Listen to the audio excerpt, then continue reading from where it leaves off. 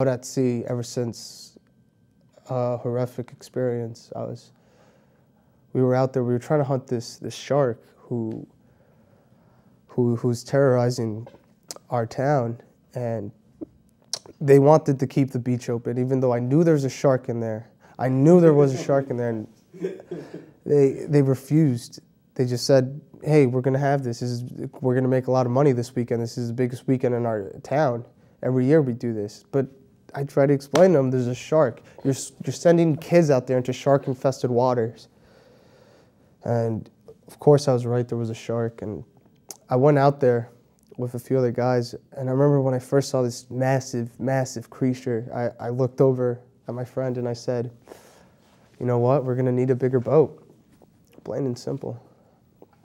And, you know, he did a number on the boat, but we managed to survive for another day.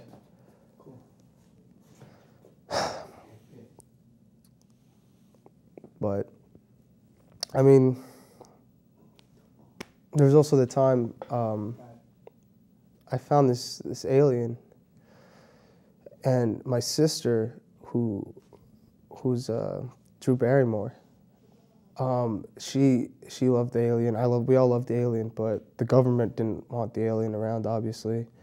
And I remember I had a ride with him in my little basket, and I rode all throughout town, and I went off like this you know, like it was like a ramp almost, and you could see almost like it was. I wish I could show you like the picture. It was like a silhouette as we rode, you know, drove right over in front of the moon. It was just our shadows, and you could see me and my alien friend, and he guided me. And you know, I still phone home eventually, every now and then. I still call him and catch up with him.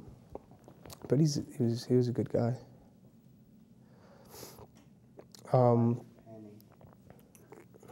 I've never been to Africa also, ever since another accident I had there. I went there on a safari, and one of my other uncles, Mustafa, he pushed my father off the cliff and was trampled by a pack of wildebeests. And, you know, everybody that we were with thought it was an accident, but it wasn't an accident. I knew Mustafa killed him, and eventually I ran away for a while, actually. That was the first time I remember running away. And I found this wisecracking hyena, not hyena, this, one was like this, it was like a fat warhog, and he just fart.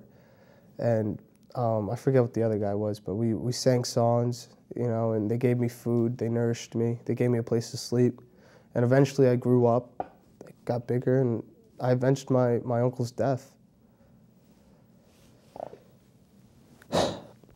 But that's just some stories about my life.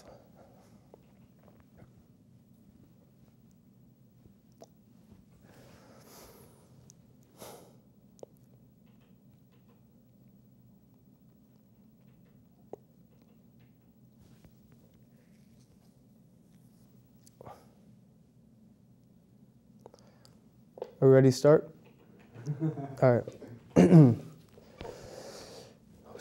gonna start on one.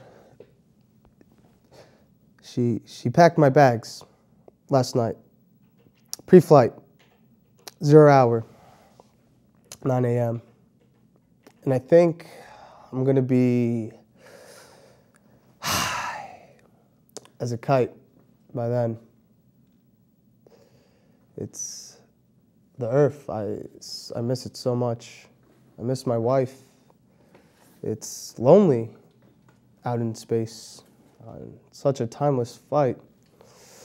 And I think it's gonna be a long, long time till touchdown brings me back around to find that not the man that they think I am at home.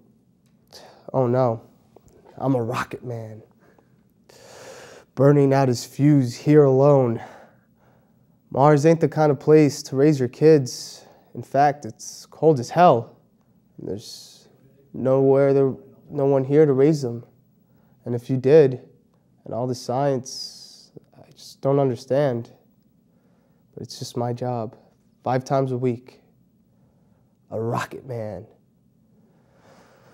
A rocket man. And I think it's gonna be a long, long time to find I'm not the man they think I am at home. No, no, no, no. I'm a rocket man. Burning up his fuels by vein. How was that? Was that good? Yeah, woo! My dad would be proud. It's good. It's good. Good job. That was a good start. All right, we've watched that. We're coming in.